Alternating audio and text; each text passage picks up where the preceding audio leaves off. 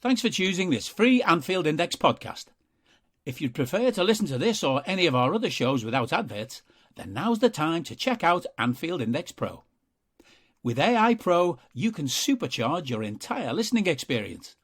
You'll not only get all of our podcasts without the ads, but you'll have them far faster with our Quick Publish feature available exclusively for subscribers.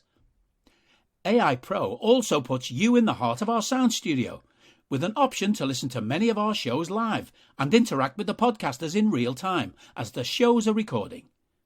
Upgrading couldn't be easier. AI Pro is available on all popular podcast platforms, and we have our own apps for Apple and Android. Just head on over to AnfieldIndexPro.com and get started today. Hello and welcome to AI Scouted on Anfield Index Pro. I'm Dave Hendrick, joined as always by Mr. Carl Matchett. How are you, sir? Spectacular form, thank you. How are you? I'm tremendous on this Monday. Absolutely tremendous. It's a decent weather day, so that's nice. It's better than the rain that we've had here in rural Ireland for the last 2 months, but, so I'll take anything I can get. I suppose we should start, Carl, by discussing the big news that came out on Friday. Mohamed Salah has signed a new contract and committed his future to Liverpool. What are your thoughts on the Salah contract?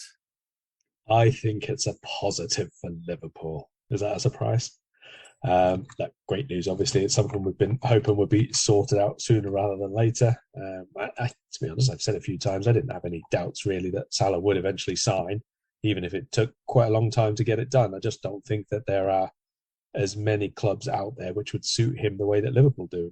I'm sure that he knows it, and I'm sure the club made it pretty clear to him. It's always going to be a matter of trying to showcase the fact that he is worthy of one of the biggest contracts, or the biggest contract in our history, one of the biggest ones in the Premier League and even on the world stage, if you like, because he is worth it. He's shown that he's worth it. He's shown that he can be, in periods, the best player in the world, certainly in his position.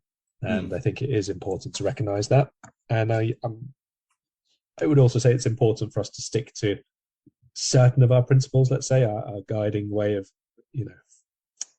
scheduling these contracts up so that if the players perform really well, they do benefit more from it, but they have to play really well to get the full benefit of it. So I think if everything is gone in line with that, it's perfectly reasonable to raise the overall amount that you pay because he has earned it. And I don't think it's a coincidence that we renewed everybody like Virgil and Trent and Robbo and all the rest of them beforehand. No, neither do I.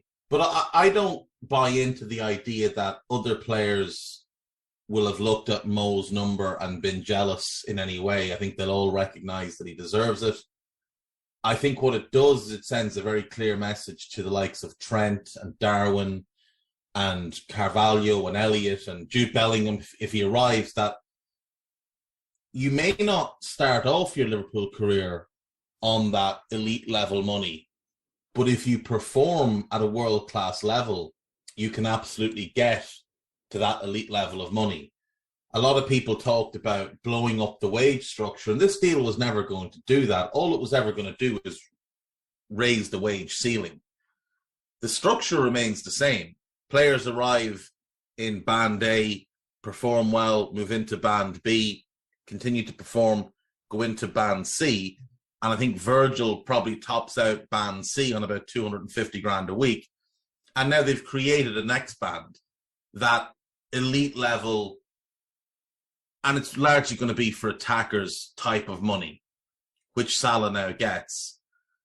I think it's a very positive move for the club. And like I say, it sends a message to Trent and Darwin, who are, on that 140, 100 to 160 grand a week type money, that if you continue to perform, your next step could be Virgil level money, 250, but then you can still go further than that if you continue to perform. And the same thing to Jude Bellingham. We're not going to give you 300 grand a week to come here, but we'll give you 150 on a 5-year deal. And if you perform really well, then after 3 years, there's no reason we can't bump that to 200 grand a week. And if you continue to perform, you go to 250. And if you continue to perform and you're becoming one, or you are one of the best players in the world in your position, then potentially you could earn 350. So it does, I think, make us a more attractive proposition to players as well, and to players who are at the club already and looking at their long-term future and thinking, well, can I secure that type of money here? And the answer is now yes. So all of it's positive, and obviously the biggest positive is getting to keep Mo, who's one of the very best players on the planet. Just swept the board for the major awards last season in the Premier League. Player of the Year, Football Writers Player of the Year, Golden Boot, and of course the chief assister in the league as well. So, you know, the guy's been rewarded for an incredible campaign. Hopefully it sees him come back with a new spring in his step next season and tear the league apart. And obviously he gets a full pre-season, then he gets the first part of the season, then he gets another kind of mid-season pre-season if you want, and then he can have a run at the second half of the season. And we could see him put together a fairly historic campaign with that lovely break coming in the middle of the season, as opposed to last year when he had to go to AFCON, or last season, where he had to go to AFCON and get run into the ground for a month. This time he's going to get a month to recharge his batteries.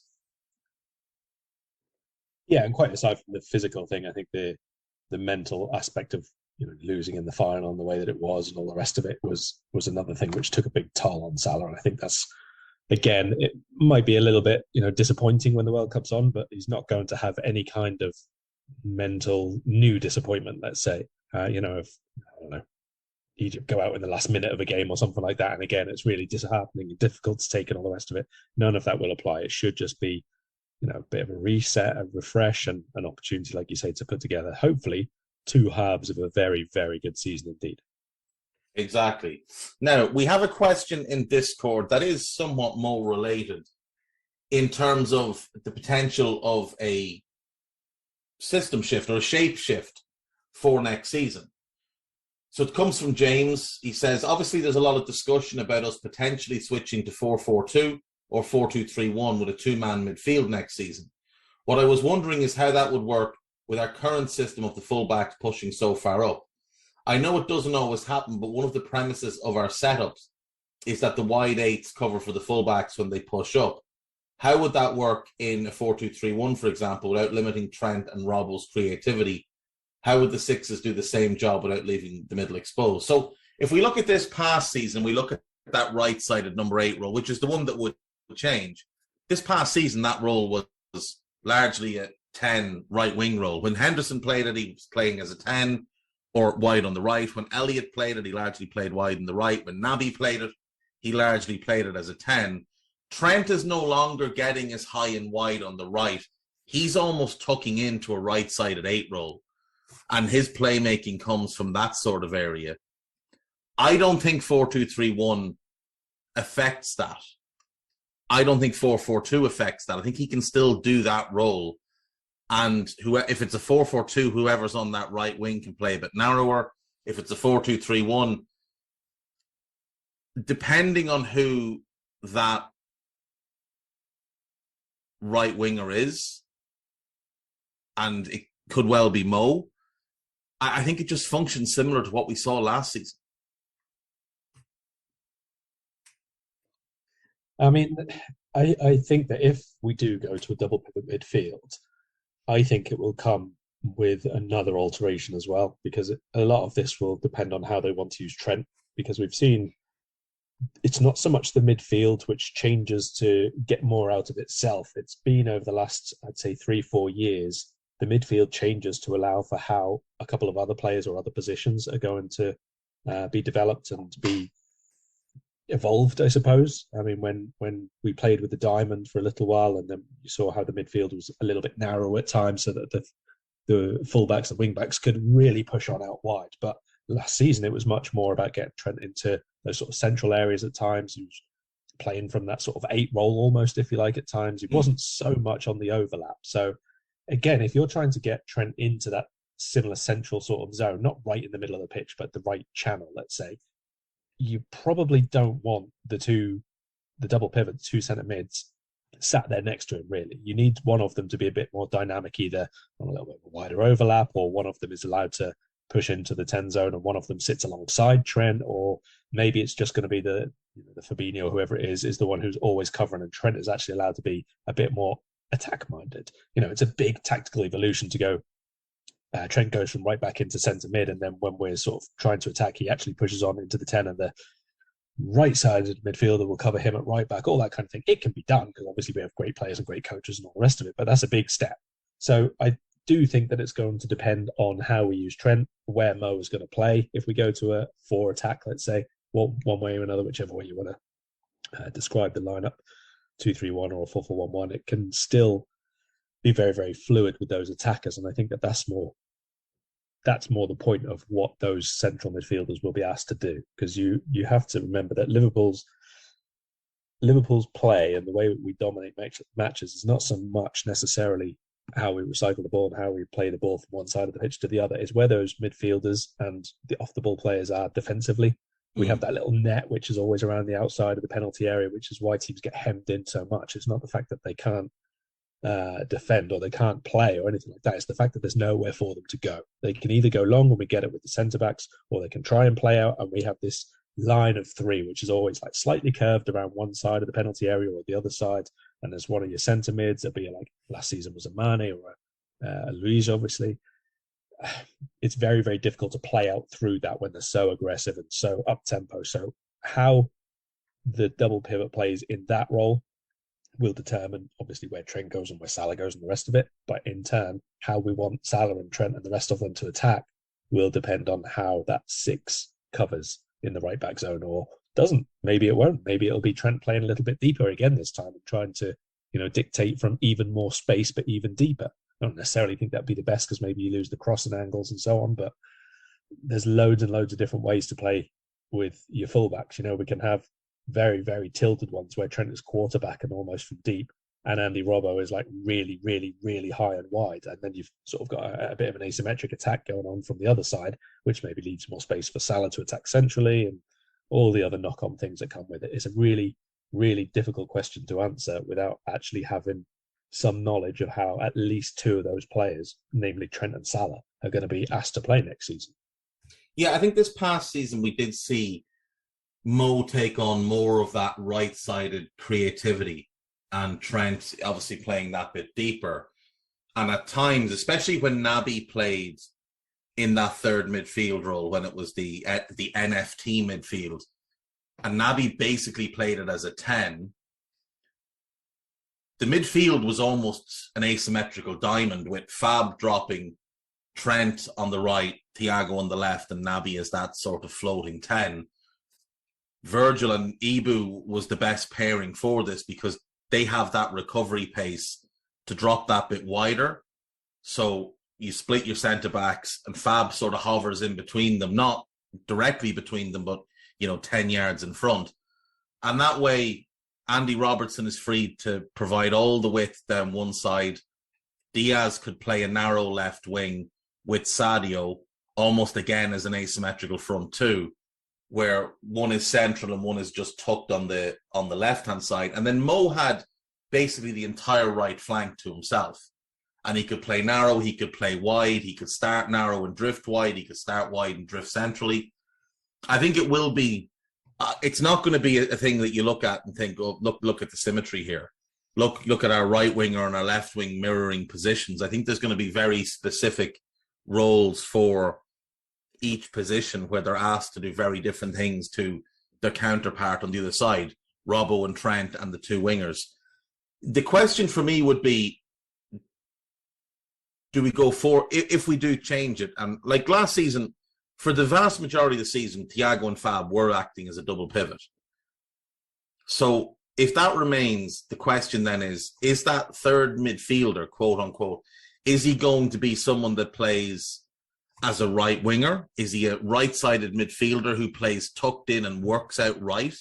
The way, if we think back to Klopp's first season in charge, we played a 4-2-3-1 of sorts, but Milner played sort of a narrow right side of midfield and worked from there out to provide width, similar to what Kuba used to do when he played as the right winger in Klopp's Dortmund team. He wouldn't start wide, he'd start centrally and work from there out.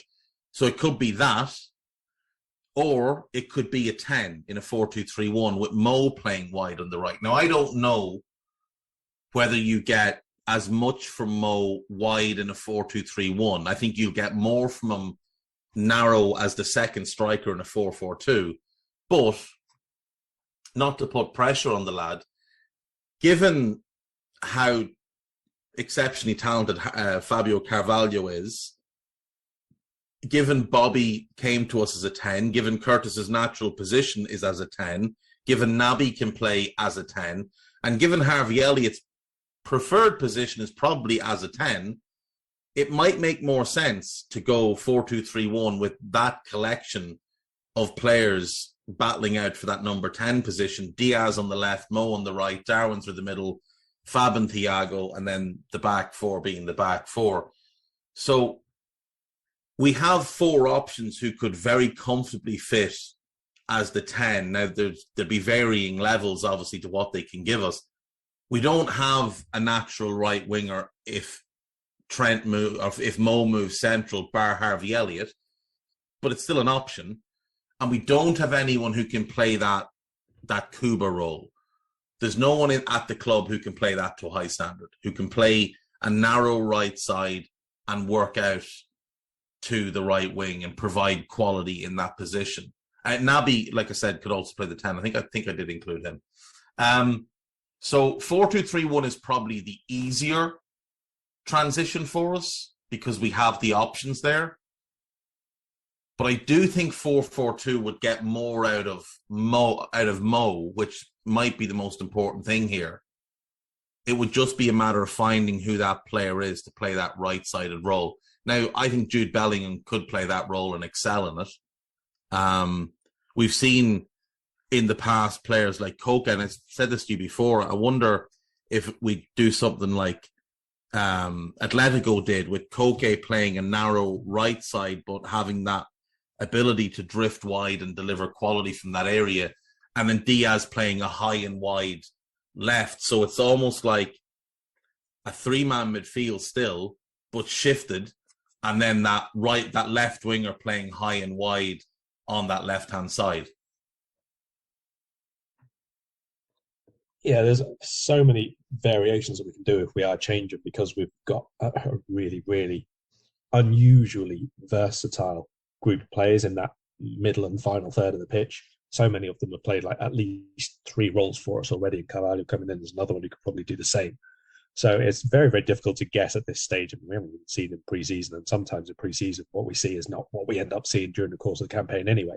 I mean, we've got the players to, again, go on and play a diamond, to be perfectly honest, and would probably get the best out of people like Mo and Darwin playing in the two up front, who you use at the tip of the diamond. Then you've just listed a whole clutch of players who can play there, and Diaz obviously is another one who can come in and play very, very different roles. We've seen him play as number 9 as well. So exactly, and like Mo could play as the 10 in a diamond.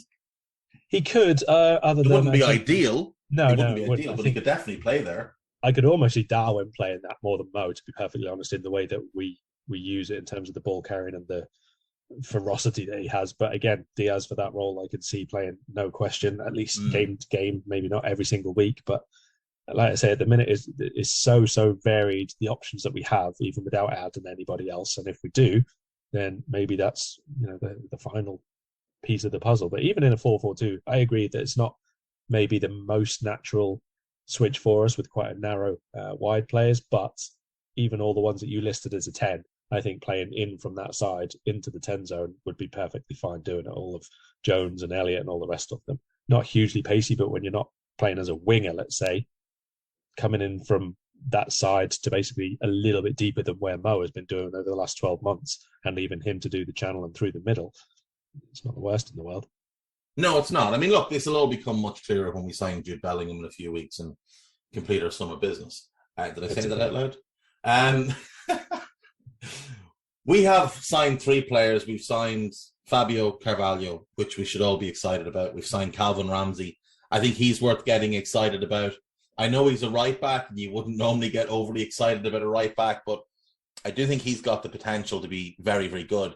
And he might be someone that long-term they look at and as someone that could play that right-sided midfield role in a 4-4-2, like that narrow right, where him and Trent could basically swap positions throughout the game. I've said to you before, I would love it if we could find a way to somehow get Reece James out of Chelsea. Reece James in that narrow right-sided midfield role in a 4-4-2 would be spectacular, because him and Trent combining then that right, both being able to play in midfield or at right back, both having world-class delivery, would be absolutely spectacular. And if, not to put pressure on the lad, but if Calvin Ramsey develops the way the club hope he develops and the way people who've seen him for Aberdeen think he'll develop, maybe that's something that we look at, not anytime soon, but 4 or 5 years down the line, that could become a really strong option for us with whatever, because we don't know what the team will look like at that point. Like Fab will be replaced, Thiago will be replaced at that point. So we could have more dynamic players in midfield than what we have now. The two we have now are more, as Brendan Rodgers would call them, technicians. There could be 2 more dynamic players in there. It could be a central midfield pairing of Jude Bellingham and Quadio Kone or something like that, like 2 really dynamic box-to-box players with that narrow right side and a high left winger. You're getting carried away now. Look, might as well. Let's go through the Premier League and have a look at the deals that have been completed so far. You've obviously been away on holiday, so you didn't get to comment on some of these. So I'm curious on your opinion on a few of these. So we'll run through the league. A couple of clubs have done nothing, but some clubs are doing quite a bit. Arsenal have signed Marquinhos from Sao Paulo, young Brazilian winger. Fabio Vieira from Porto, which confused me a little bit because, well, you already have Odegaard. I'm not sure why you're spending 30 million on an Odegaard backup when you've got massive holes elsewhere. Matt Turner from New England Revolution, who you'll know more than me. And Gabriel Jesus from Manchester City for 45 million, who is a fine player. But, Carl, this is the club that spent 6 months trying to get Vlahovic, then tried to get Darwin, then tried to get Osimhen. He's a very different profile of number 9 to the types of number 9s they were trying to sign. So that signing confuses me a little bit if he's to be their striker. What's your thoughts on Arsenal's business so far? Are you suggesting that Arsenal do not necessarily have a coherent strategy in place? Yes. And I'm going to double down on that by suggesting that their reported target, if they miss out on Lisandro Martinez, is Nicolas Tagliafico, who couldn't play centre-back in a fit and is a much different profile of left-back, which would be the secondary position there for Martinez, than Martinez himself is, and a very different profile to what Kieran Tierney is. They don't seem to have any sort of coherent plan. But what's your thoughts on the 2 boys, on the 3 lads they've signed? Leave Marquinhos out if you haven't seen him. I haven't seen him either, so I have no idea. But thoughts on Turner, Vieira and Jesus and the potential addition of Lisandro Martinez? Okay, so really quickly on Turner, I've not seen huge amounts of him, to be fair, but I've seen enough to know the style of goalkeeper he is, and that's the very reflex agility based ones. You know, he's a shot stopper. He's a decent shot stopper. His handling is pretty good. Things that I would generally say are routine standard stuff for a goalkeeper. You know, if your handling's not very good, you're not really a goalkeeper, are you? Let's be honest. So I don't think he's actually of the level to challenge for first choice. I don't think that this is going to be someone who, you know, puts pressure on Aaron Ramsdale or anything nonsense like that. But in terms of backups, I do think he's a step up on Bernd Leno, who I think was pretty poor, all things considered, in his Arsenal career. I do think he's a step up on Matt Ryan, who seemed to lose his way quite a bit. I think he's a step up on the name of that. I can't even remember if he was Icelandic guy who they signed for about Runner 3 Alex weeks. Runnarsson. That's the one. There you go. The worst Runnarsson. goalkeeper I've ever seen in my entire life. He had not a good spell, we're going to term that as. And to be honest, if he doesn't fumble a free kick into the net, he's done better than him already, hasn't he? So, Matt Turner, I expect to see you leave Arsenal in about 3 years' time with a total collection of about 9 appearances under your belt. And if you do more than that, fair play to you. I don't think that there's really. What's he like with his feet? Nondescript, I would say. I mean, it's fine. I didn't see him make any glaring errors. I didn't see him just launch it every single time. But like I said, I'm speaking from limited viewings here. And when I was watching the Revs, more often than not, it was to watch the other team, to be perfectly honest. Not really a side that I've focused on too much. So, I think exactly what you would expect here. He's a solid enough backup goalkeeper. He might have some traits which were not on show in the few games that I watched, but I'm not going to get out of the seat and be excited about it because I don't expect him to play that much anyway. Gabriel Jesus. Where do we go here? Jesus is a good forward, right? He's a good all-round forward.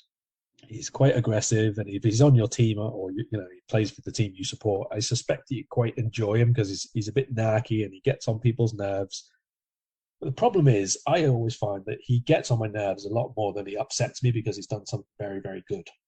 And I know he's obviously been playing in a very specific team, and they don't really necessarily use the number 9 in the way that you would expect. I think it's a really good thing for him that he spent so long at City because it will have improved him tactically. I don't think his movement was that good when he started. He was much more of like someone who play on the shoulder and was very quick behind the line, and he was a decent finisher, but there wasn't a whole lot more to the rest of his game, I didn't think. So that has improved. If Arsenal were to play 2 up top, another one of those teams, if they were to play 2 up top, I would say Jesus is a really good second forward because he'll get goals. He's not going to be like a creative genius or anything like that. He will work hard. He will draw attention from the defenders away from the other number 9 and all the rest of it. But given that they have really good wide forwards, given that they have been trying to sign Rafinha, so presumably want another one as well, I can't see him playing wide. I can't see him being the second option in a 2-man because they have too many number 10s. So they're going to stick with one up front, which is presumably now going to be him. I mean, he'll probably be better than who Arsenal have had previously.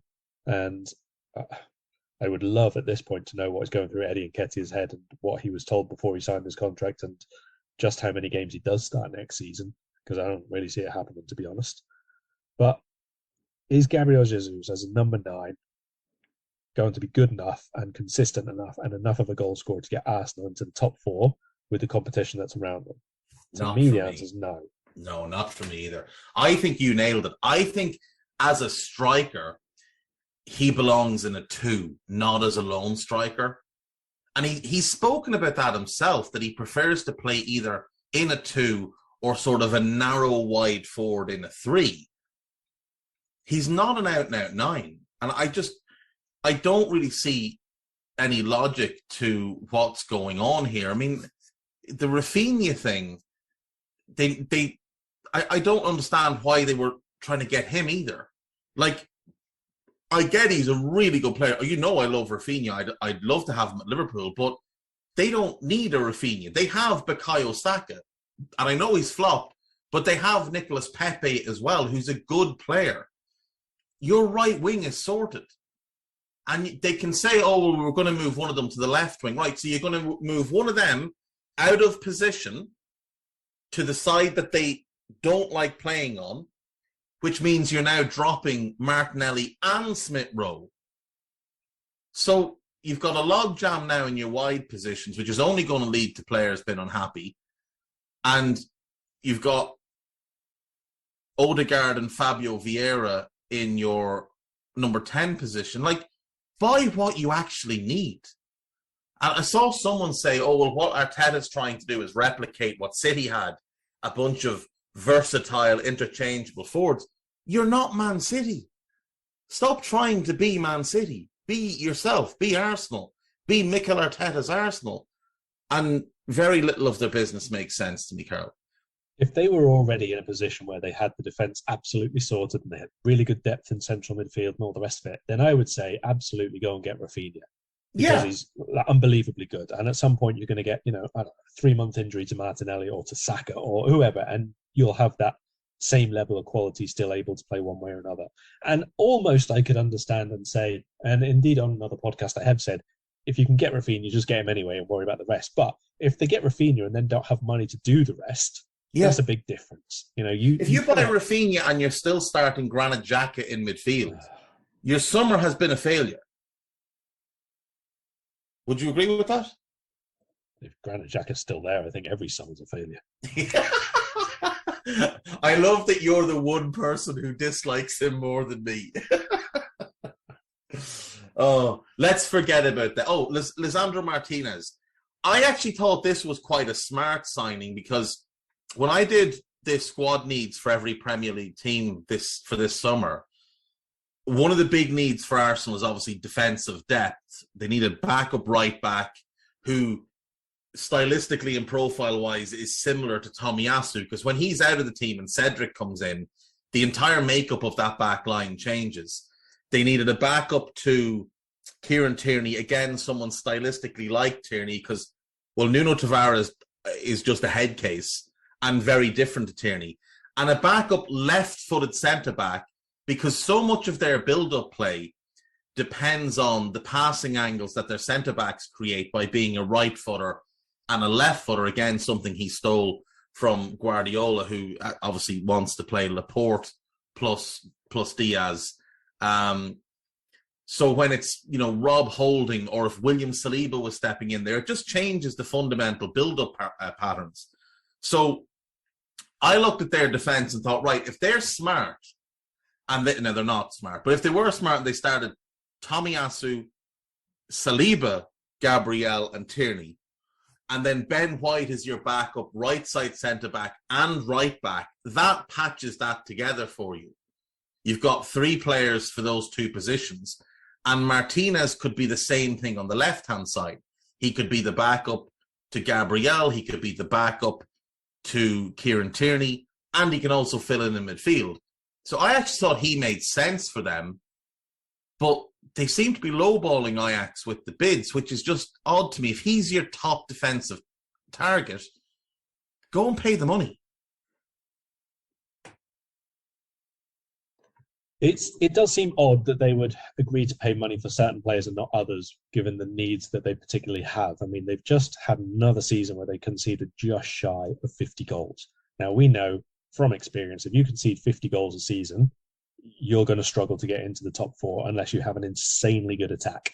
And at the minute, I would say Arsenal's is good, but it's not insanely good. It's not so much better than Chelsea and Tottenham, who they're going to be in direct conflict with for a top 4 spot, let's say, next season. It's not better or that much better than them, that they can afford to concede 45, 50 goals a season. So shoring up that defence, whichever way that you choose to do it, whether that's better protection for the defence by signing a better screen for them, whether that's a new goalkeeper, whatever it is that you think is going to make you better defensively, even if that's 2 players in midfield and you keep the same defensive mid as you had before, but someone who can keep hold of the ball better and a bit harder, whatever way it is that you choose to be better defensively, you've got to make that your priority, surely. Now, you can say that, obviously Jesus they're paying big money for him because they need the goals. They need another centre forward. They want him for a long-term impact up front and all the rest of it. Fine, but you still have to improve the other end of the pitch, because he doesn't make the difference when Spurs are now adding Richarlison. Let's say they are on par, whichever one you think is slightly better. There's not going to be too much in it, Richarlison or Jesus. So if they have added someone of around the same level and they already had a better forward line than you to begin with, well, you've not made up any ground at all. You've not overtaken them for sure, but you haven't made up any ground. So you have to improve elsewhere. And if Lisandro is their top target, or whoever is their top target, surely that's the one that you've got to be willing to outlay however much you think is necessary to get him. Obviously, everyone's going to have a maximum point, but you need to get that deal done. You paid 50 million for Ben White and 25 million for Aaron Ramsdale. Yeah, you're not some crack negotiators. This is the thing with Arsenal, is that there's very rarely, from one transfer window to another over the last 10 years, any continuation of strategy. No. And no cohesive plan saying this is what this position is worth, or this type of player is worth, or this age bracket of player is worth, or this reputation or international standing of players worth. There's no consistency to it at all, and that makes it, I think it makes it a lot more difficult for them from a negotiation standpoint, because other teams have seen what they'll do over the last 2 years. They've just loaned out players. There's been very few of them who they've actually sold and made a decent fee on. Even the ones that they've really Sure, wanted Willock to is get the rid only of. one. Yeah, Willock. And that was because Newcastle just went all in on one player, which is Based exactly on what we're one saying loan here. spell. Yeah, but it's exactly what we're saying here for Arsenal. They decided which one they wanted would make the biggest difference for him, and they paid what it took. And that was all they did that summer. And maybe that was a mistake, but they decided on it. And Arsenal have, I don't know what really they're doing here, because like I said, even the players that they've really been desperate to get rid of, they've paid to go away. Ozil, Aubameyang, all those many defenders. So many of them. Mustafi. Scott and Mustafi. And it just shows, like, those are not players that have been there for 8 years. These are ones they bought over the last 5-6 years and so on. Less time for some of them. And people like Nicolas Pepe now. Genuinely, do we think that someone's going to sign permanently Pepe this summer? That's the thing. No, and like, you can loan him out, but all you're really doing is running years off his contract there. You'd be better off just keeping him and using him. And if he leaves on a free in a couple of years, he leaves on a free in a couple of years. You didn't buy him. It's a sunk cost to somebody else's mistake. But if you can get something out of him, which you can, there's times where he still looks a good player, and he's proven in his career he's a good player. Like, that to me makes more sense than going and spending 60 million in the same position when you're not going to be able to sell Pepe, in part because he's on massive money. But if you look at Arsenal last season, 6th best attack, 8th best defense. Like, your attack is going to improve because Saka, Martinelli, Smith Rowe are all going to get older and get better. Eddie and Nketiah the same. And Gabriel Jesus helps that as well. Obviously, he'll add to that. He'll get more goals than, say, Lacazette did last year. So your attack was going to improve, but you've got to improve that defense. There is a very simple formula which basically guarantees top 4 football in any of the top 5 leagues. If your goal difference at the end of the season is plus 30, you will get top 5, or top 4 rather. In the last 32 years, across the top 5 divisions, only 2 teams have gotten plus 30 and not played in the Champions League the next season. One of them was a Premier League season where 5 teams finished with that mark, which is a complete outlier and a complete fluke. The other one was Fiorentina, who finished second and only missed out on Champions League because they got points deducted because they were caught up in Calciopoli. So the only time it's actually happened where a team has missed out is when one league had 5 teams who hit that mark. That's it. Every other time, you get top 4 and Champions League football. So figure out how to get there. And the easiest way is to lower that defensive. Like, you look at Spurs last season, 69 goals scored, 40 conceded. That's 8 more than Arsenal on either side. Now, I would suggest that Arsenal's attack will improve by 8 to 10 goals without doing anything, because I think Martinelli gets more, Smith Rowe gets more, I think Odegaard gets more, Pepe can get you some, and Nketiah will get more with a full season, and Saka will get more because they're getting older, they're getting better.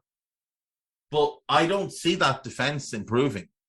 I think that's about the right number for a Mikel Arteta defence, unless they add better depth, because when Tierney and Gabriel aren't there and you're playing Nuno Tavares or Rob Holding or both, as the case might be in some weeks, you're just going to be in serious trouble with those 2 in your team.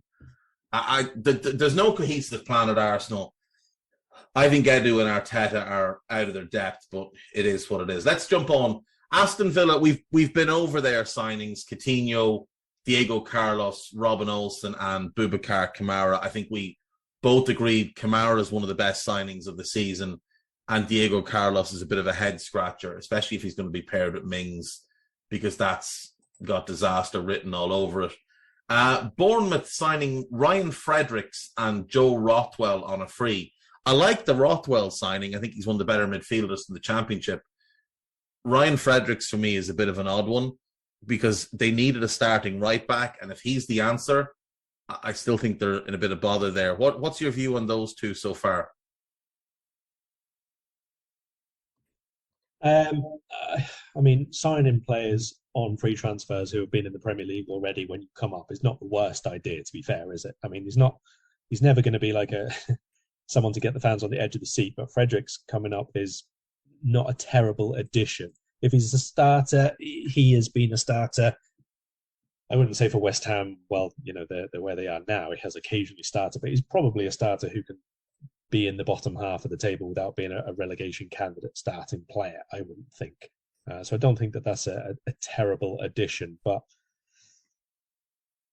I think the same as we usually say, to be perfectly honest, when teams come up, there's still a lot more to do, isn't there? I mean, if you come up and you have had the sort of record, record during the season that Bournemouth have, which is like most of them, you've won around half of your matches in the second tier. They won 25 out of 46, so slightly above half. You're going to struggle in the Premier League to get enough wins. That's the pure and simple fact of why teams struggle when they come up so often. They have a team which is good enough to win just over half of their matches against the second best 24 sides in the country. And that's why there's a massive gap, to be honest. It sounds like, teams like Bournemouth have done really well when they get 88 points. You got to remember that there's 24 teams in this league. It's a significant number of matches more than the Premier League games are played, obviously, than Premier League teams play. And if you already wipe out, let's say, the top 5, 6 that you're probably not going to get points from at all during the next season, you have limited matches to do that. And you have to be a lot better when you come up than you were last season, barring a very, very few number of teams who, keep the same style of play and all the rest of it. Teams like Brentford coming up have shown how you can be good, but even they added players, and even they had a very, very specific way of recruitment and stylistic play.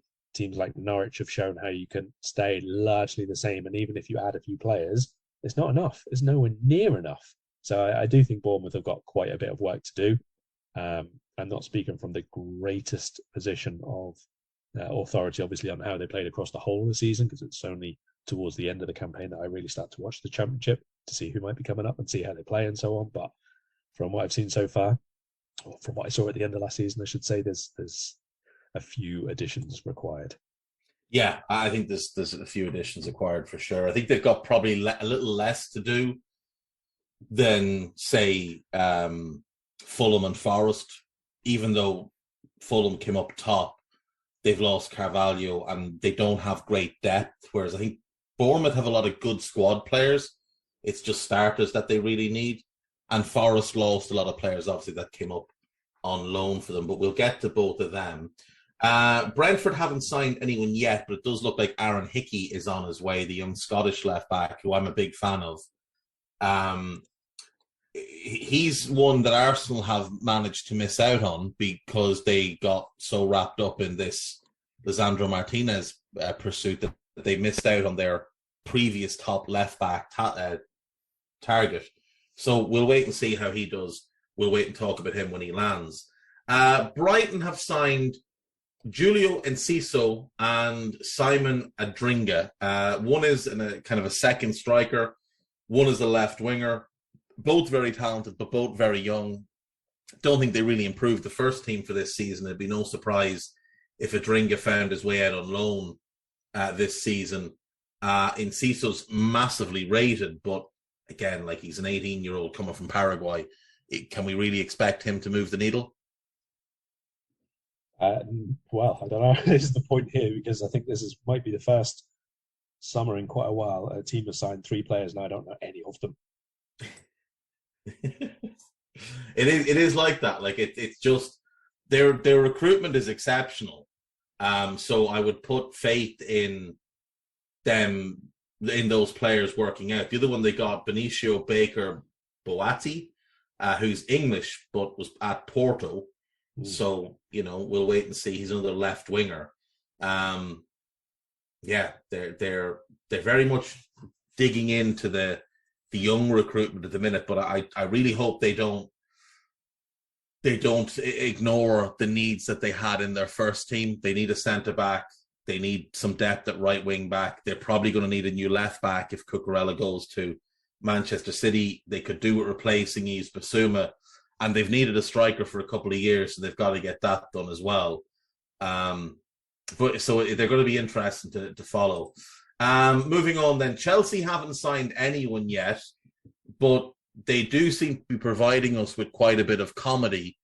They thought they had Rafinha done. It seems like he doesn't want to go there. He'd rather go to Barcelona.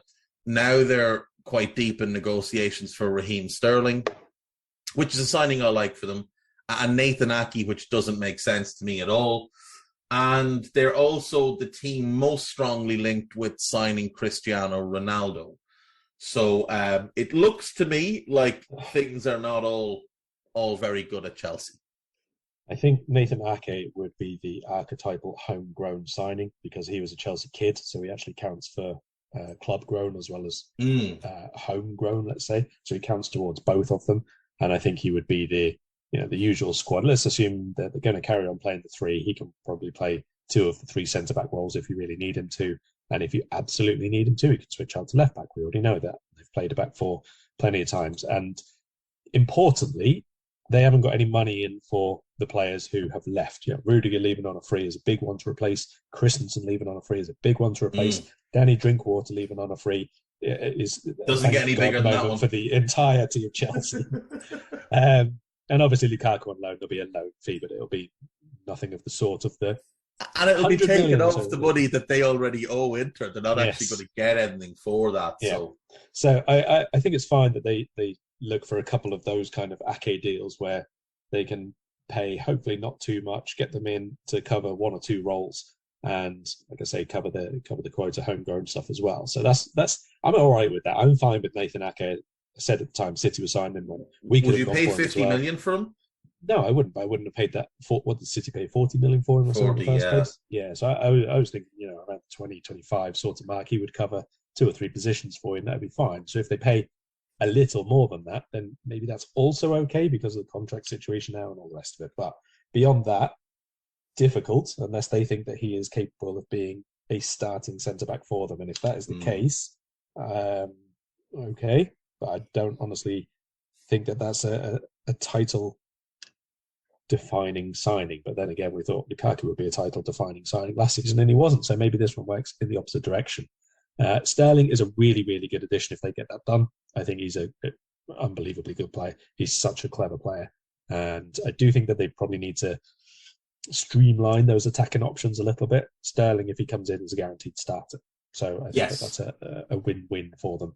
Cristiano Ronaldo, like most teams, I think Chelsea should stay away from that deal as far as possible. But who knows? Who knows? Yeah, as a neutral observer, you definitely tell them to stay away. As a rival fan, you'd rub your hands together if they signed him because that will be an absolute train wreck. Look, Ake's fine. If City are willing to take a £15 million loss on him and he's 25, then absolutely. Nathan Ake can make sense to you. He can cover left back. He can cover centre back in a 4 or a 3. But if they want the same money they paid for him or a profit, I think that is just not what Chelsea should do. I think Chelsea would really be better off if they wanted to spend 50 million on a former Chelsea Academy centre-back. Go and throw it at Palace for Mark Guehi, who you shouldn't have sold last summer anyway, because if you had Tomori and Guehi still at your club, you wouldn't need to go out and buy replacements for Christensen and Rudiger. You'd have them in-house already. But you're very stupid. I do think it's odd, though, that some of the reports that we've seen say that if they can't get Ake on the deal that they want, then they'll go for De Ligt or Koundé.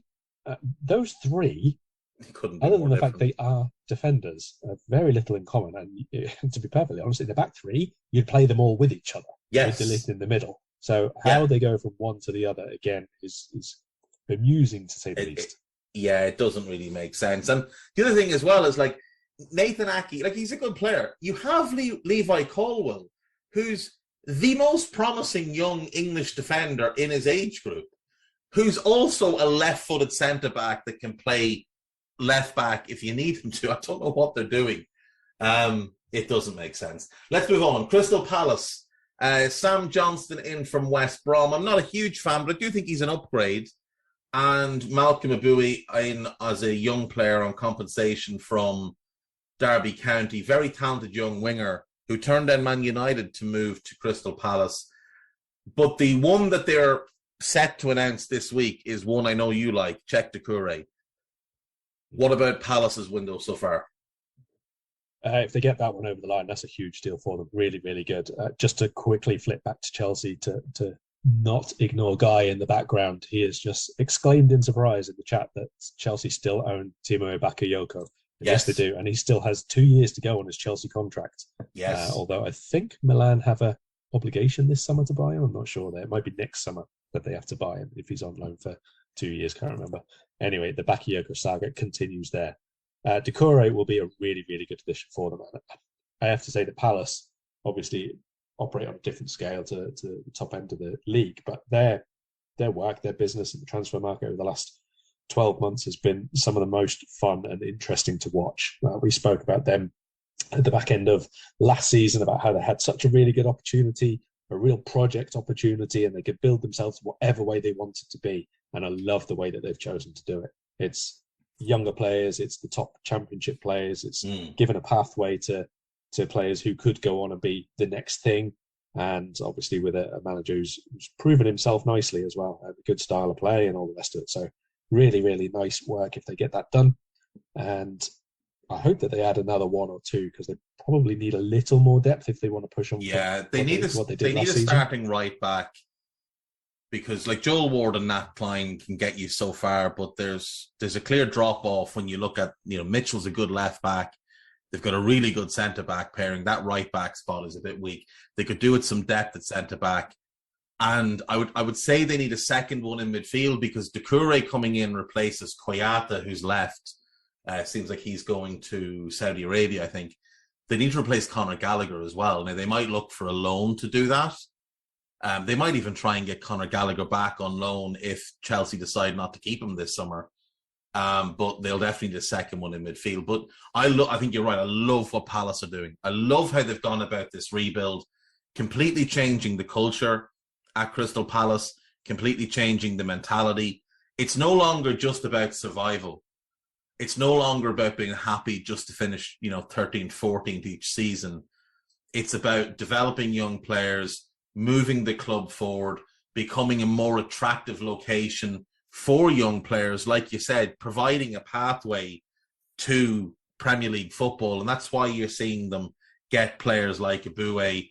Luke Plange, I think, is the other one they got in January. This is why young players are choosing this club, because they're looking at Elise, they're looking at Eze, they're looking at, Tyreek Mitchell, they're looking at Mark Guehi, and they're thinking, well, they're all young and they're all starting. And Mark Guehi was 21 wearing the captain's armband last year. And they've got other young players coming through their academy that are going to make the first team grade. I think what you'll also see as well is they will become the preferred landing spot for young players at Chelsea, Arsenal and Tottenham who don't make the grade, who get released. If Palace go in for them, I think Palace will get the majority of the ones they want. So the next time Chelsea do a stupid and they release a Declan Rice, Palace will hoover them up. The next time Arsenal release a high-end young player who just hasn't quite made the grade there, Palace will hoover them up. And players will be more willing to go there. They've just spent a fortune building out a new academy. They've got a good training ground. They've got ambitious owners. And they've got a manager in Vieira who's willing to put his faith in youth. So all of that very, very positive for Palace. One last Chelsea point where we talk about contracts. Good news for Chelsea. Kepa only has 3 years left on his contract at $9 million a year. So congrats on that. Moving on to the EV, James Tarkowski. Carl, is this the smartest Everton signing in 5 years? Yeah, you might even be able to go back further than that, to be perfectly honest. Look, I like some of the work that Everton have done over the last, let's say the start of the January transfer window. And this should be another good addition. They need to figure out how they're going to play on a regular basis and be consistent about it tactically.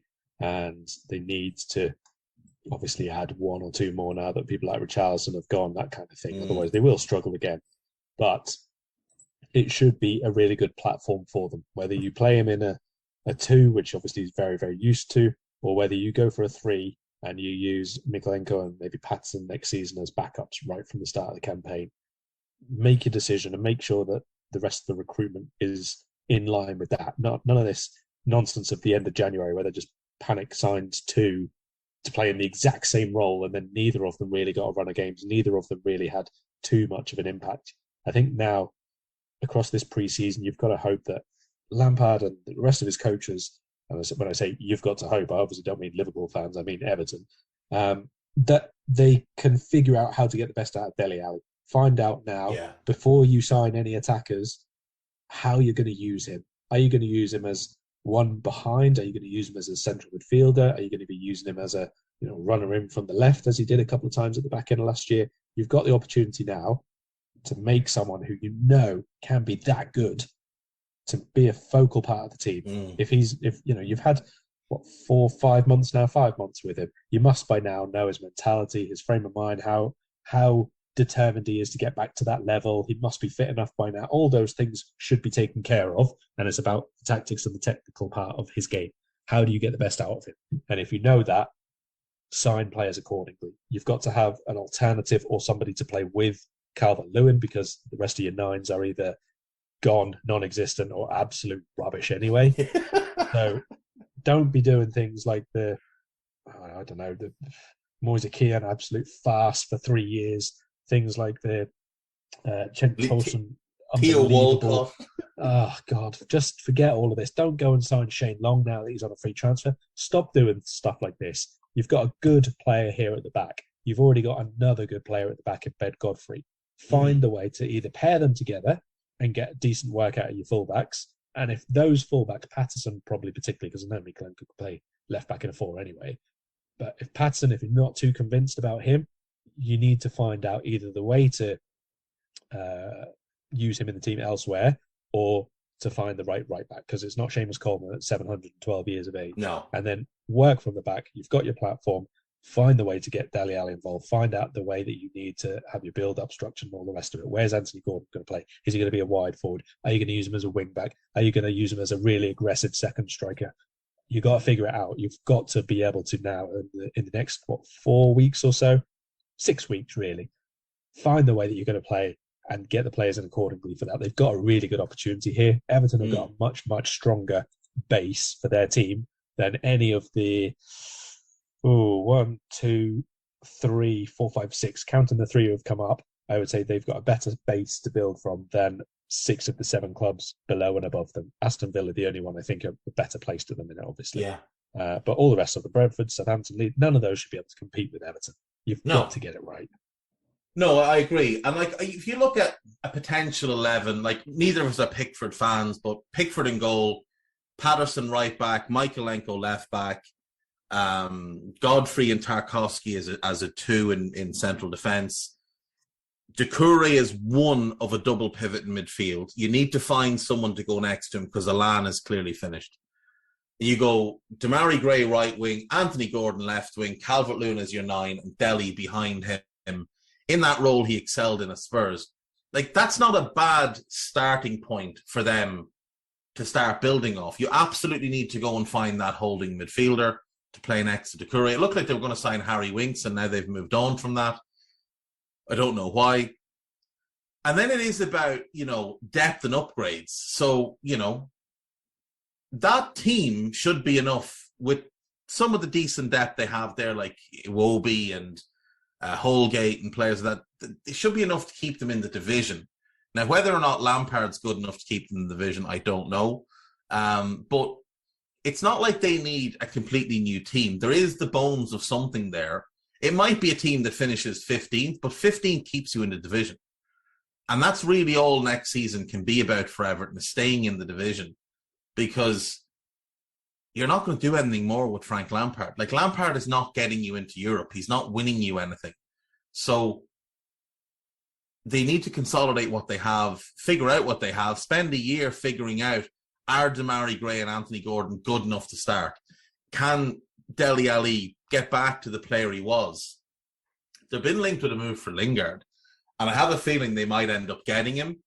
And if they do that, then I don't know how you play him and Dele in the same team. Maybe you play Lingard from one wing, and then that's fine. So if it's Lingard as a narrow right side, Dele as a 10, and Gordon or Gray on the left, that can be okay as well. Andros Townsend comes back, you've got some depth. You do have to buy a backup striker. You've also got to hope, and I mean really cross your fingers and hope that Calvert-Lewin doesn't force his way out this summer as well, because if he does, you're screwed, because there's no goals left if he goes other than Dele. Get that holding midfielder. they've got okay depth at centre back with Holgate and Mina and Keane. You can patch that together. They've got Niels Nkunku as a backup left back if they're willing to use him. Seamus Coleman, like you said, is well past it, but he can be a backup right back. You've got to get a starting holding midfielder and a good backup striker, and then figure out how things work from there. Figure out what the level of these players is. You're not going to have big money to spend. Those days are over now for Everton, with Usmanov gone and with your finances the way they are. Plus, most of your money now getting funneled towards a stadium that your owner doesn't seem to be able to afford. It's going to be a rough patch for Everton. It's just about staying in the division. So each season, that's got to be the aim. Stay in the division. Until the stadium is built and you start bringing in money from it and it can start to pay for itself, you've just got to stay in the division. And it's not sexy. It's not what they want. It's not what their fans will want. But that's the reality of the situation. Let's move on. I really like this one. João Palhinha to Fulham. They needed a holding midfielder. I think they've got one of the better holding midfielders in Europe. I'm surprised that they got him because Wolves seemed very, very keen as well. What are your thoughts on João Palhinha to Fulham? I'm very glad I'm no longer going to have to read the silly rumours that we want him or the boring ones that Wolves want him. That's basically as far as it goes for me. That's fair enough. That's fair enough. I think he'll make a good difference for them. I think he's the type of player they need, but they need quite a bit more. They've got to get their work done in the next couple of weeks. They can't afford another situation like the last time they were up, when they were still signing players in the remaining hours of the transfer window, because it completely torpedoed their season. I think we've talked about the Leeds trio: Brandon Aronson, Rasmus Christensen, and Mark Roca. Leicester have done nothing yet. Manchester City today announced the signing of Calvin Phillips. They also announced Stefan Ortega from Arminia Belfield the other day.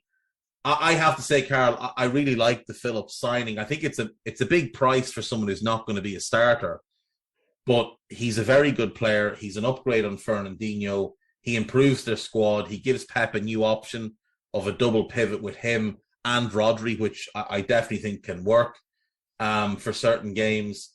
So I think he improves them. Ortega, I mean, nothing I've seen impressed me. He's good with his feet, but I wouldn't. City fans are very excited about this signing, even though none of them had heard of him 2 weeks ago. I wouldn't be overly keen on him. I think the question here is, did Wembley incidents cost Mr. Number 2 his spot as number 2 here? That's really the only interesting question about the Ortega signing, I think. Don't really think it makes any difference. He's not going to displace Ederson, is he? So what was this for? Just to not have Scott Carson be on the bench twice a season? It doesn't really make any difference, I don't think. Calvin Phillips is a different matter. I was discussing this the other day when it was quite clear who was going to be signing. I wouldn't be surprised in the slightest if, for the first half of the season, Man City try and simplify a lot and just play the double pivot midfield you've just spoken about, Rodri and Calvin Phillips, and that's your platform. And then everything else is basically geared to having Haaland play as often as possible. He's got those 3 behind him who are going to be offering all the service in all the different ways. And just let him get points on the board for City with his goals, and the rest of them, obviously. But really, this is about integrating Haaland, because this Premier League season is going to be split into 2, as we know. Yeah. And I think that there's too many unknowns at this point to worry about the second half of the season. Where normally we would have Alex Ferguson used to make a big thing about having a plan for the season in terms of you'll start probably a little bit below your optimal fitness levels, but then by the time you hit the Christmas period, you would be in your top fitness and all the rest of it. And then later in the season, obviously, you want a much more settled side and all the rest of it. Later on, that changed so that you had to be really fit at the start of the season. Well, I think that this is, again, going to be about getting points on the board. Between now and November, you've got to win nearly every game if you want to win the league. Pretty much that. And then you don't worry about what comes afterwards, because between fatigue, a second pre-season, players who are going to be traveling across the other side of the world for 3 weeks randomly in the middle of the campaign, All these things which are just so unknowable, you cannot worry about it too much right now. You've got to focus on this first almost half a campaign and just get as many points on the board as you can. If you can win 95% of your matches, I think you'll be there or thereabouts already, to be perfectly honest, because there will be some stupidities to deal with and there will be some unknown quantities to deal with afterwards. It's too hard to try and manage, and you need, therefore, your big match winners, your killers in front of goal, basically, to just hit the ground running. And the best way to do that for someone like Haaland is to simplify the game for him. Make sure that he can just be in and around the box and in the areas where he's most effective. Don't worry too much about the tactical integration and all the rest of that. You can do that with Haaland in a 4-week break in the middle of the season because he's not going to the World Cup. You can do all that tactical work, all the game development, all the rest of it then, after he's already scored you 17 goals in the first half of the season and got you top of the table or second of the table, whatever it is that they're looking at by then. And I think that Phillips is a big part of that. I would expect him to play quite a lot in the first half of the season at least. And then obviously you see form, fitness and all the rest of it later on. Yeah, I think that's a good shout. It wouldn't surprise me to see Phillips and Rodri as a 2, and then Bernardo, KDB and Foden as a 3 behind Haaland, because they're the 3 that give him the best service.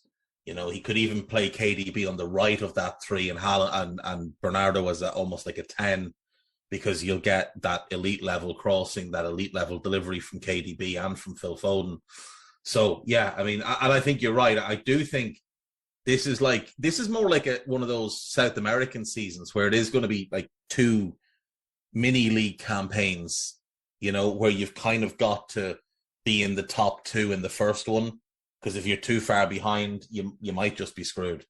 I don't think this, because of how this season's going to work with the big break and a lot of good players not going to the World Cup and managers having time to scheme and plan, I do think a slow start here can completely destroy a team's season.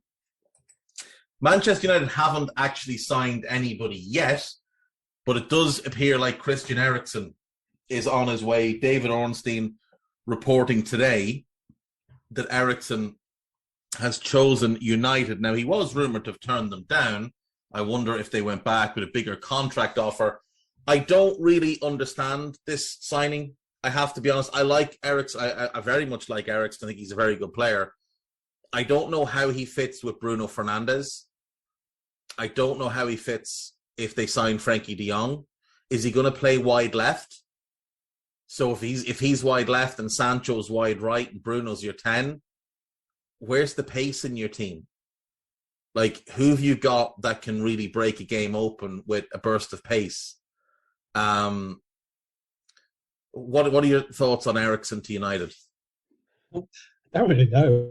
I mean, he's obviously a good enough player to start there, but you definitely need a bit more aggression and, like you say, speed in the attack. And obviously Sancho's got speed, but you need more than just the one. And you need Fernandes probably playing quite often. Are they going to go to a 4-3-3 and they're going to go for a defensive mid, Fernandes and Eriksen? I mean, maybe, but then you still need at least 2 more signings probably, and that's still relying on Ronaldo as it stands being your number 9. So I think there's still quite a bit of work to do there. Malacia is another one that they should have done pretty quickly. Yeah. Yeah. I'm not sure how I feel. Bit of a bizarre one. Yeah. I mean, he's good, don't get me wrong. They have 2 good left backs. Yeah, I think in this case, we probably have to assume either Tellez doesn't want to be there anymore, or they've told him you're not going to be there anymore. Or it's just one of those where the managers come in and say, I really like this player, I'd like to bring him with me. And that's kind of his welcome present, if you like, you know, one that was already kind of agreed before it was all agreed. So fine, I guess we could assume that he probably knows a bit more about him because he's been in that league and the rest of it. But in midfield, I'm not really sure how I would think about Frankie de Jong, Bruno Fernandes, Christian Eriksen, 3, game after game after game. I think against certain teams, that's going to get swallowed up and spit out. I still think that there's a much more forceful personality needed in midfield for United. Maybe the Eriksen addition is just about depth, to be honest. Maybe he's going to play back up for Fernandes and back up for the left and enable them to play a different way.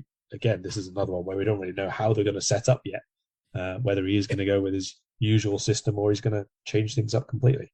If I'm Donny van de Beek, I'm walking in this morning and asking for a transfer. Because if Eriksen is the backup to Bruno, then what is Donny at this point? You know?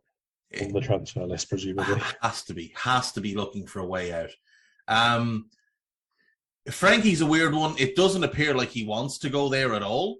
And there's talk now that he might take a pay cut to stay at Barcelona. He's obviously a very, very good player, but you can't just sign Frankie and think he's fixing that midfield. You've got to put someone in with physicality and ball winning next to him. Now, I saw someone make a really good point on social media yesterday, which is unusual, obviously, for Twitter, but Lisandro Martinez also has been strongly linked to them. Could he slot in as the central defensive midfielder next to Frankie in a 2? Because he has that aggression, he has that ball winning. So that could be quite a sensible signing for them. He's your starting holding midfielder, but he can also be cover at centre-back as and when needed. Yeah, I think it's still probably lacking a bit of mobility in there. A bit better defensively. I think that's good cover if you're having a double pivot like that. But again, you're then asking questions of a whole bunch of players and where they're going to play and how you get rid of them because they're not. Yeah, I mean, that is true. The whole club is a bit of a mess. Let's move on. Newcastle United. Matt Targett was there last season. They needed a left back. They've kept him. They wanted an upgrade in goal. They got an upgrade in goal by adding Nick Pope for 10 million, which is a signing I quite like. And then they finally got their man, Sven Botman, in at centre-back. Now, they've still obviously got quite a bit to do, and I think another centre-back is absolutely necessary. But I have to say, I do like the additions of Nick Pope and Sven Botman. This is going more sensibly than I think a lot of people expected when Newcastle got the influx of money.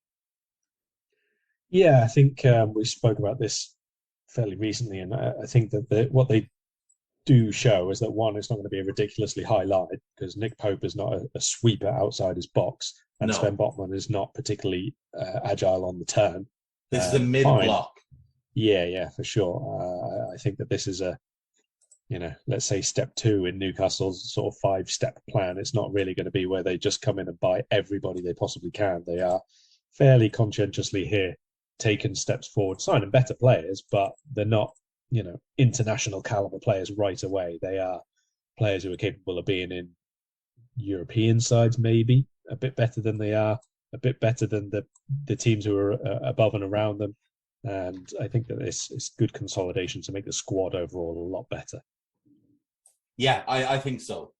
I think if they can add a good partner for Botman, someone with decent recovery pace, and a good holding midfielder to partner Bruno Guimaraes, I think they could be very, very happy with that summer's work. They'd have a new look defence that would need some time to get to know each other and settle in, but would be well balanced because, Trippier has good experience and he's comfortable in the mid-block. Target the same at left-back. Botman and whoever, that then feeds into what Nick Pope is comfortable with. And then a good holding midfielder should see you get a bit more out of Guimaraes. And if it's a Guimaraes holding midfielder, Joelinton midfield 3, that's pretty strong. You're not going to have a ton of goals in the team. But again, this is step 2. This is a long process for Newcastle. Because the one thing I'll give them credit for is they seem to be quite conscientious of the spending rules. And they don't want to overspend because I don't think they want to come under the same sort of scrutiny that City have come under. So they're not going to overspend. They've obviously done well to appoint Dan Ashworth there as well. I think we'll see more of his impact in January and then next summer. But it does look like they've got an actual plan here. How long they stick to it, who knows? But some people thought when Eddie Howe was given the job, they'll bin him in the summer, they'll go big, and they'll start spending a fortune. But that doesn't appear to be what Newcastle are doing, and credit to them. I like the moves they're making so far. Nottingham Forest, Teu Awoniyi, former Red, brought in from Union Berlin, and Julian Biancone of Troyes, who is a He's a right back in a 4. I think he's a centre back in a 3 rather than a wing back. He's a talented player, good, strong young defender. Awoniyi is the big one, though. They've spent big money to get him in, and they've brought in Dean Henderson on loan from United, which I think is a great signing. I think he's a big upgrade on Bryce Samba.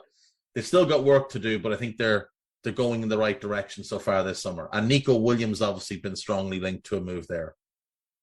Yeah, I think at both ends of the pitch, they've made really good signings here, to be honest. Henderson's obviously a really good capture for them. We know he's capable Premier League level. But Taiwo Awoniyi as well is a really, really good signing for them.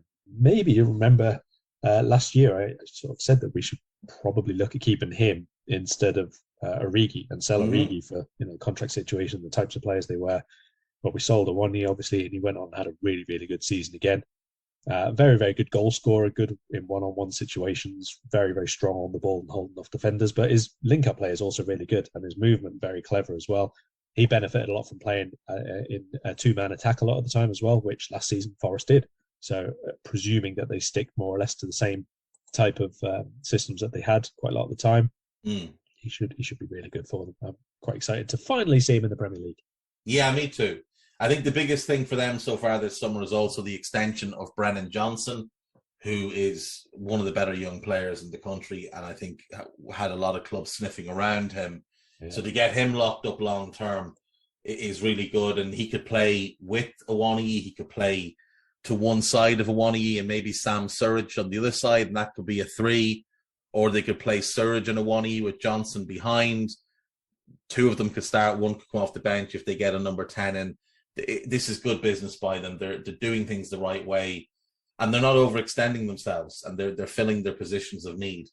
Moving on then to Southampton, I've got to say I actually really like what they're doing. They're going young, similar to what we've seen Palace do, similar to what they did themselves a couple of summers ago when they brought in Salisu and Diallo.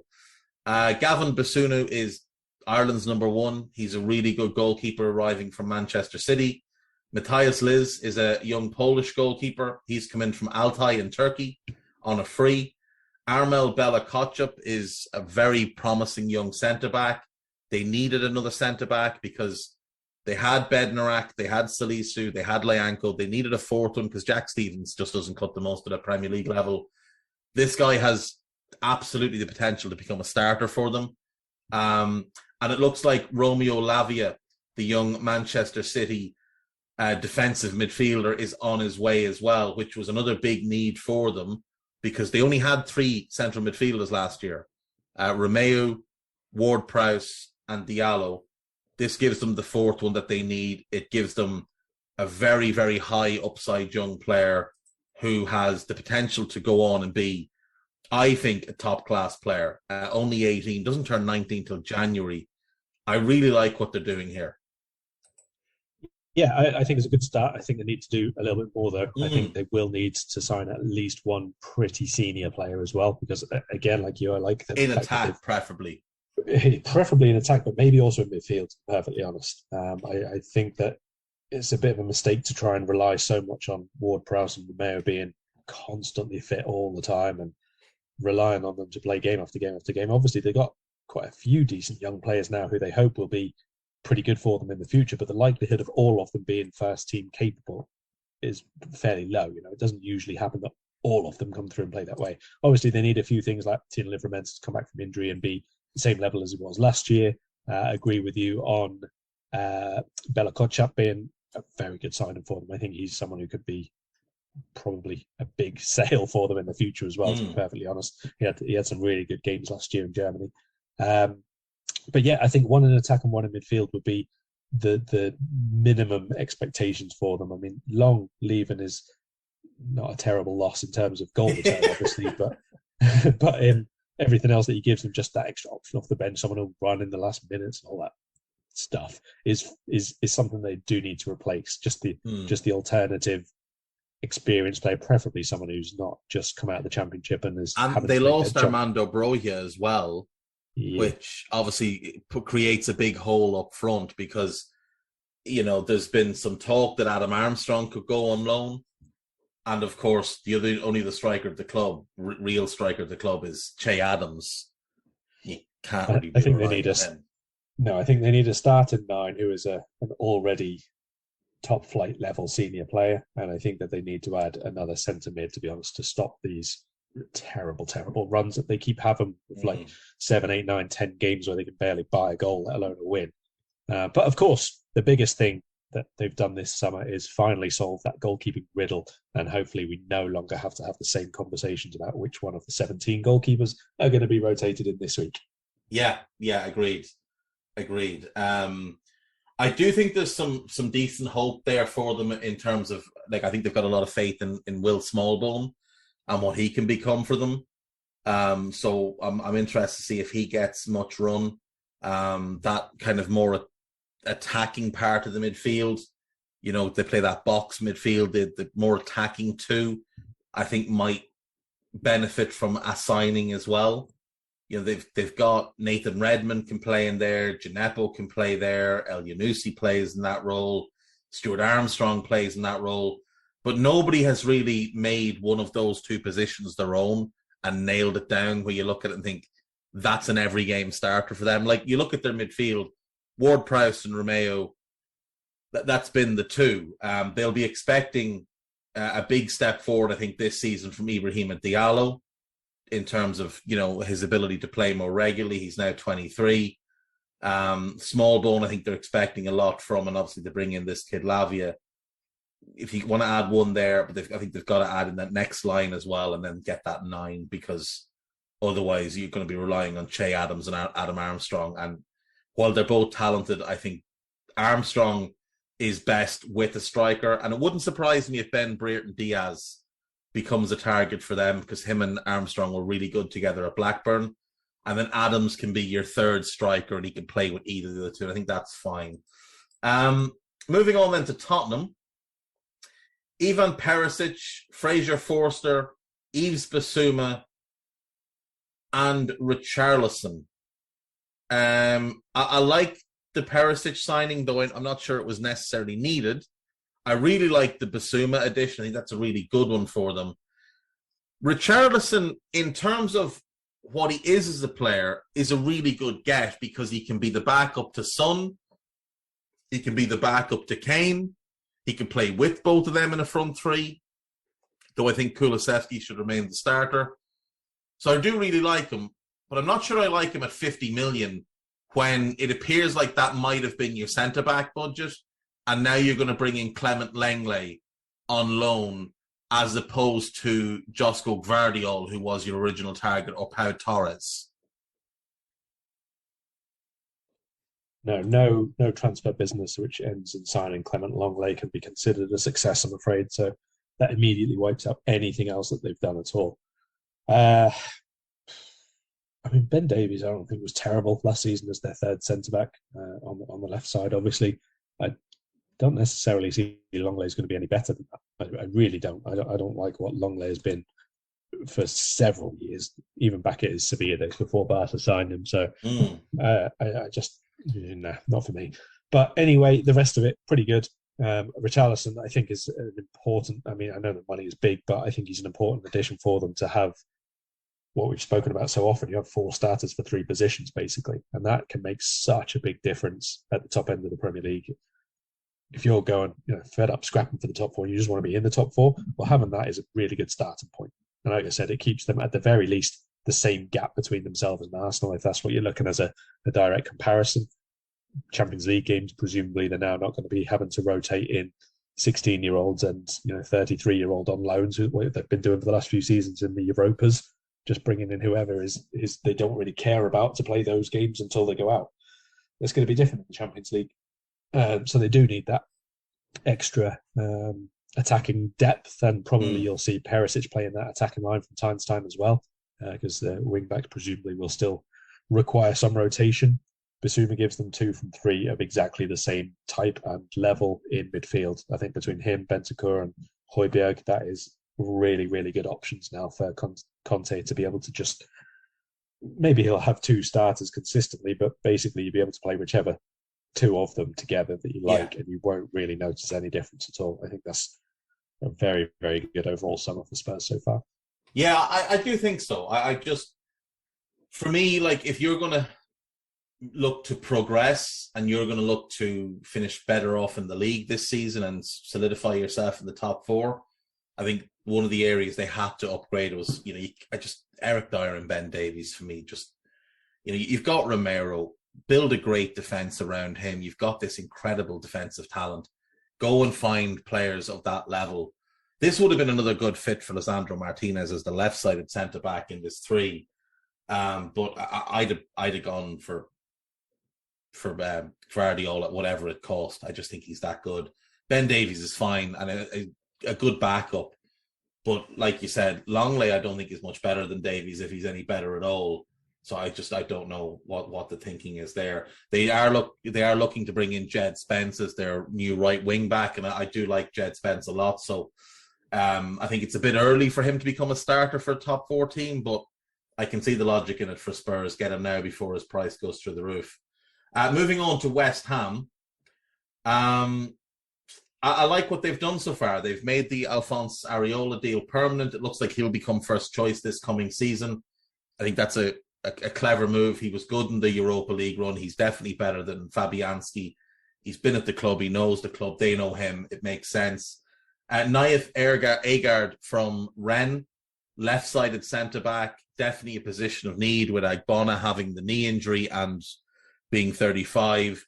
I don't think you really want to go into another season with Craig Dawson as a starter. For me, Kurt Zouma and Agard, that's a good pairing. And then you've got Dawson, you've got Ogbonna when he comes back, you've got Issa Diop. I think your centre-back room is fairly strong there. They could do it a starting left-back, but I'm sure they'll get to it. They are being quite ambitious. And there's been talk of Armando Broja. There's been a lot of talk recently about Arnaut Danjuma and that they're willing to pay his buyout clause if he's willing to drop his wage demands a little bit. So that one, I think, could be a good addition. They've been linked with Jesse Lingard. I don't really like that one because I don't really think they need a Jesse Lingard. I think if you get Danjuma and you've got him on the left and Bowen on the right, and then whether it's Antonio or Broja or someone else up front, I think the type of 10 you need is more that Fornals, Benrahma creative type who can keep things ticking, get the ball progressed into that final third and leave the runners and the goals to those wide areas. Jesse Lingard doesn't offer creativity. He's just a runner who gets the odd goal.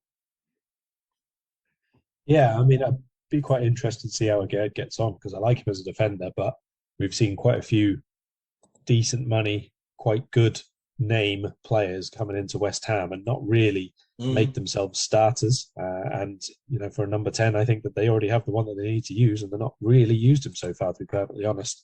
So, I think you need to start using some of the players who have been there from last summer who didn't really get too much of a look in.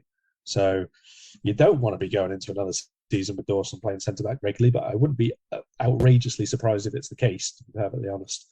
Areola, like you say, I think is a really good keeper, and I think this probably 2 years past the time when he should have been a starting keeper somewhere anyway, so hopefully it does finally happen for him this year. One of the ones they've released, actually, Yarmolenko, I think he'd be the type of player like Southampton I could see signing, like for free, plays in either one of the wider roles or as your second forward as well. I would say that would be the worst kind of addition for them to make. But he is the type that West Ham need to replace now as well. Like you say, someone who can play either wide or through the middle, or you just have an out-and-out new number 9, and then Antonio goes back to being the one who can play wide or through the middle, because let's not forget that's what he was to begin with. Yeah, that's a good point. Big loss for them in terms of young players. Sonny Perkins, young attacking midfielder who they had enormous hopes for. He has left the club after turning down a contract extension, 18 years of age. Rumours that he could be going to Spurs. He's been linked with a couple of other clubs. He's also been linked with Palace, and it wouldn't surprise me if Palace were very keen to get him in to add to that core of young players that they've been adding. West Ham were very unhappy about this. Yeah, really unhappy. Very, very unusually strong statement for an 18-year-old, a teenager leaving the club. And I thought it was a little bit unprofessional from West Ham, to be totally honest. Well, I mean, that's nothing new, is it? Let's be perfectly honest. But no, I think the it's making it clear to the fans, isn't it? Because he was highly regarded by them, not just the club. They were excited to see someone like him, and with what's his name, Ngakia as well, having done the same thing last year. I think they were probably keen to not be put in the position where, you're not providing the pathway for these young players to come through. They're making it very, very clear that they think it was untoward and that his head was kind of put where it needs to be by his representatives and everything. Before we move on, do you know what Kurt Zouma's middle name is? Oh, I did know this. Go on. Happy. Happy, that's right. Kurt Happy.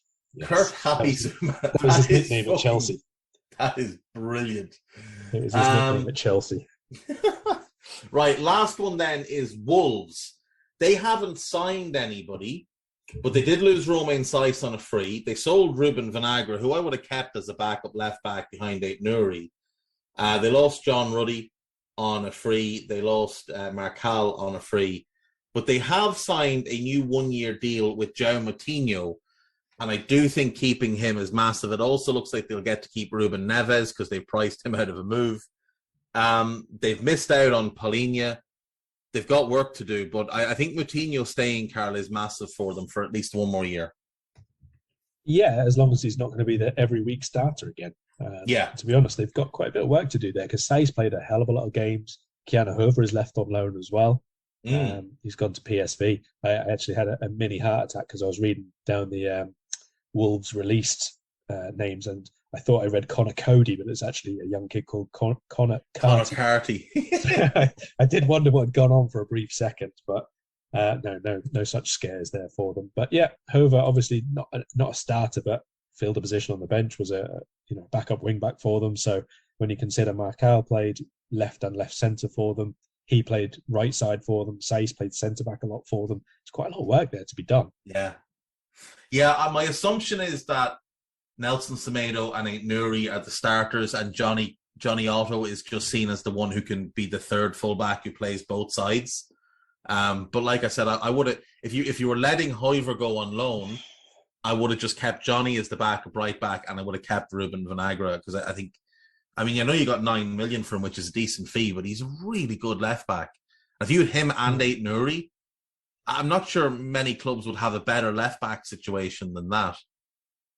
I like Vinagre, but also if you're relying on Johnny, who's had 2 ACLs, to be your backup for both sides and wing back with the demands on that role, and you have nobody else, that's a ridiculous mistake, to be perfectly blunt. Agreed.